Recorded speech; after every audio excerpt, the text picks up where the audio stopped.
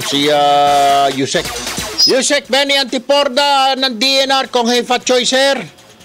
Hefa Choy, kapatid na Erwin at sa ating mga tagapakinig. Okay, marami ho, pasensya na kayo at naagambala namin kayo holiday na holiday, pero alam ko naman bilang dating media man, kahit na holiday, walang holiday ho sa inyo. Yung yan ho magandang ethics na at saka pag-uugali ng isang media man na sasagot at sasagot talaga kahit saan siya at anong oras. But anyway, Yusek, ito pong Philippine Reclamation Authority, sabi ng Pangulo, ilalagay niya na under sa Office of the President dahil mukhang naaabuso ang kapangyarihan nito at bigay ng permit, mga reclamation ng kaliwat kanang reclamation, dahil sa mga ilang mayor. So inilagay na ng Pangulo para ma-contain daw at ma-control itong pag-re-reclaim ng Manila Bay. Saka yun ba ang DNR dito sa Yusek?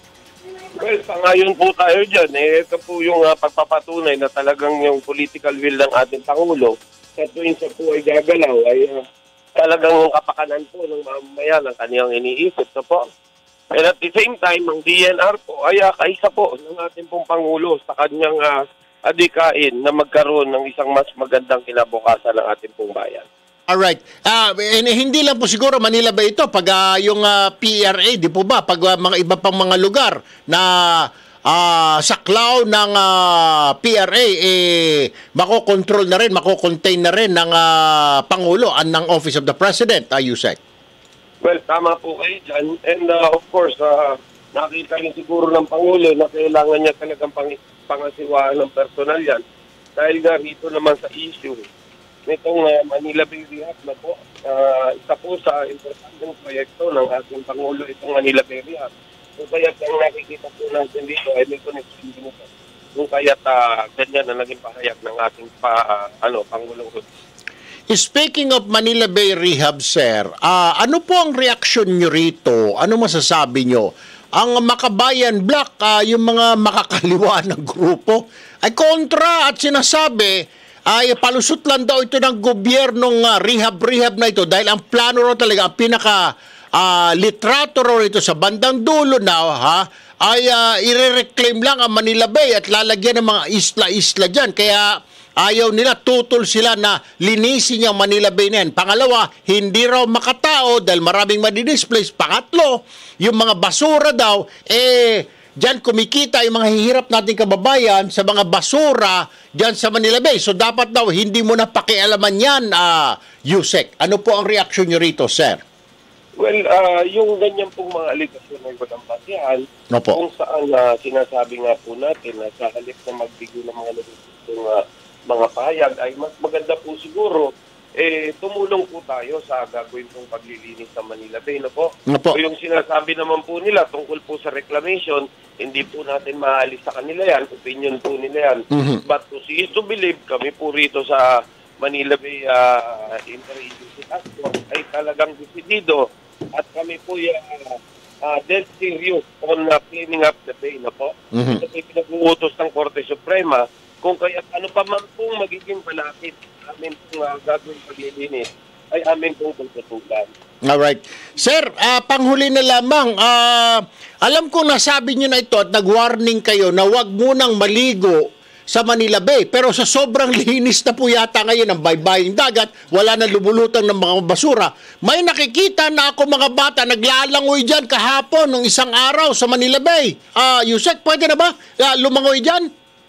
Well, bawal po, no po. Bukas na bukas po, lalagyan po ng mga signs siya, ng mga signboard na nagsasabing na very dangerous po ang paglangoy dyan at hindi pa ho tamang panahon para yan po ay pagtampisawan ng mga bata. So, pero may nabasa rin po akong media release sa dyaryo yata kanino kahapon na sinasabi ng DNR daw, I don't know if this is true, by summer. So, ibig sabihin, April, pwede nang languyan niyang Manila Bay. Is this true? Wala pong katotohanan yan. Wala po kami sinasabi ganyan. Ang amin po ay ginagawa po namin ang lahat na mapapagsak yung coliform level yan. And at the same time, maibalik yan sa SB coin. Yung aming objective, ay rin existing swimming pool, wala pong malinaw na sinasabi o wala kaming pahayag na ganyan na pwedeng mag-swimming dyan. Na after 6 months, 1 year, 2 years, or 3 years, wala po kami sinasabi.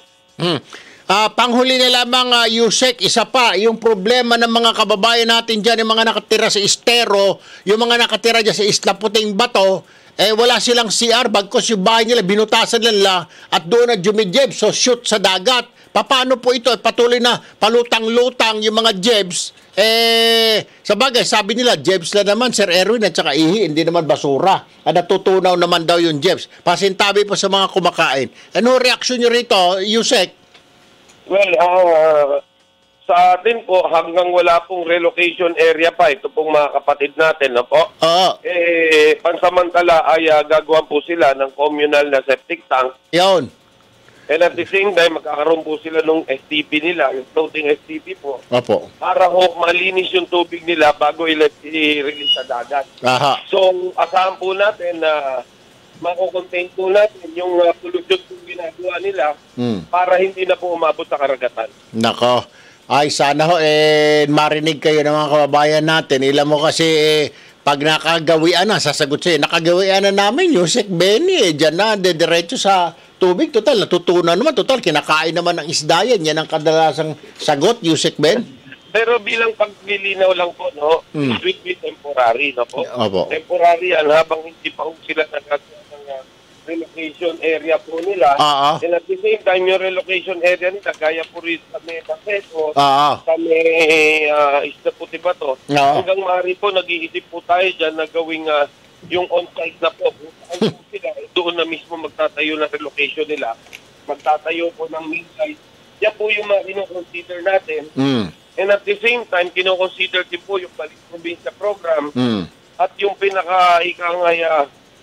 pinaka-huling paraan yung i-relocate sila sa isang lugar na kung saan itatawaging new location, kung saan magkakaroon sila ng sarili nilang eskwelahan, palengke, kabuhayan, upang masiguro na hindi po sila pagbalik na doon sa kanilang probinsya.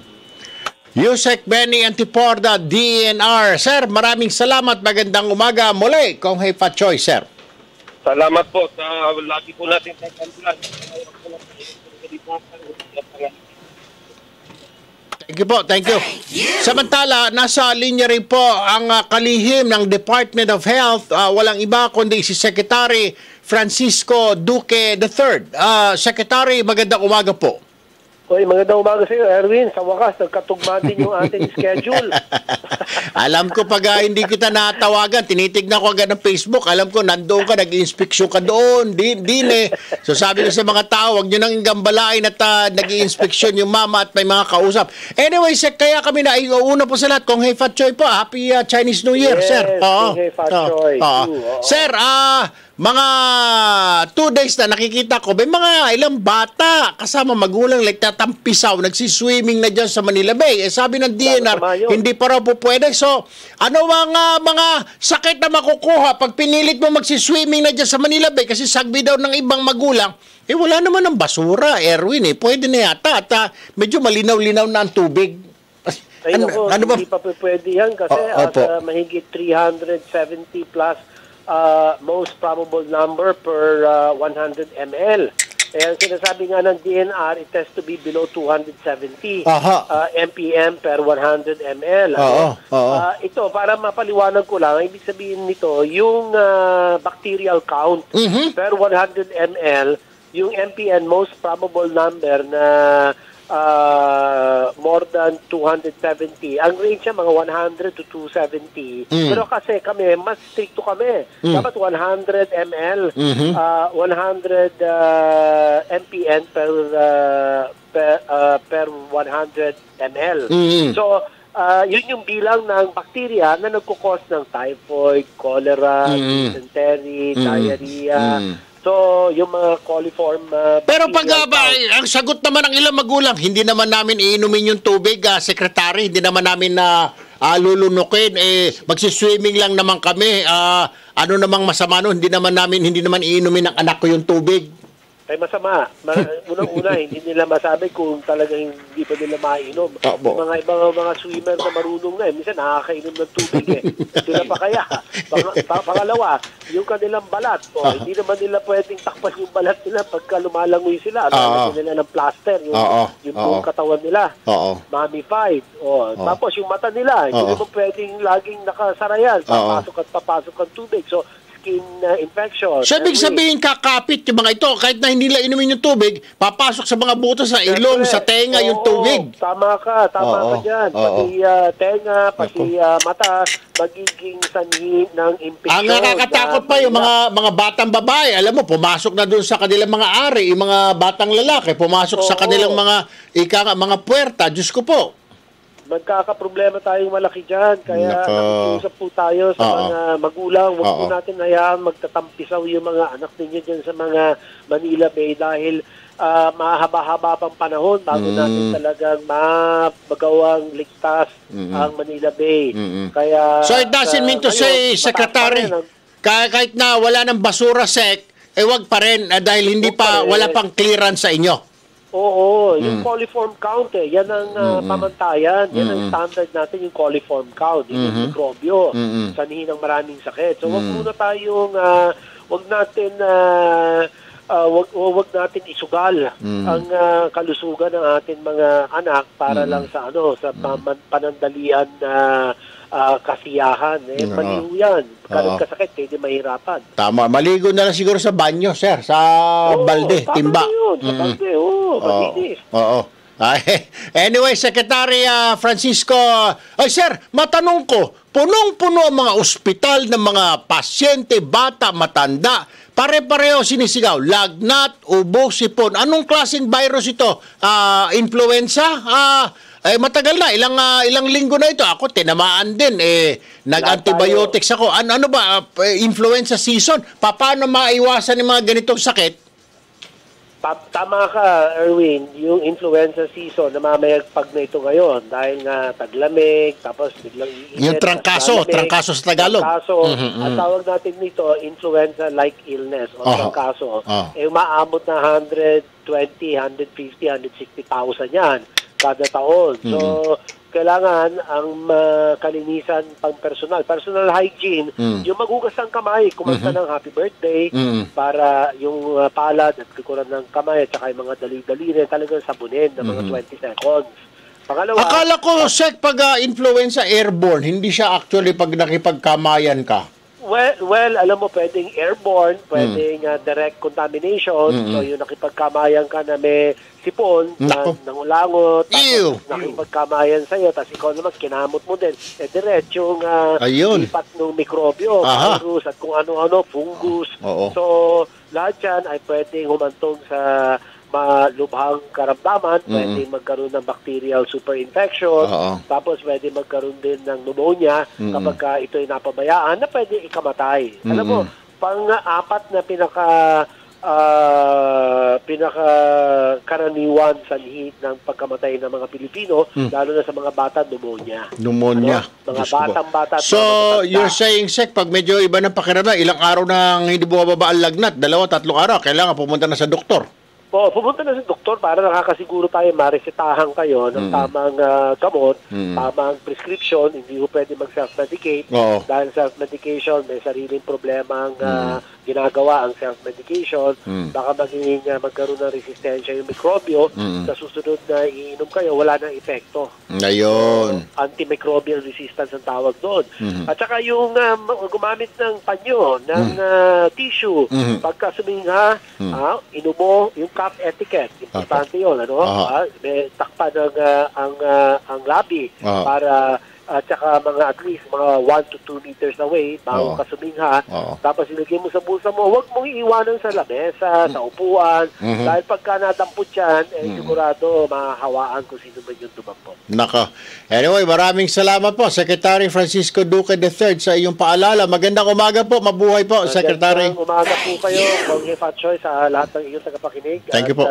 Maraming salamat sa ngalan ng DOH.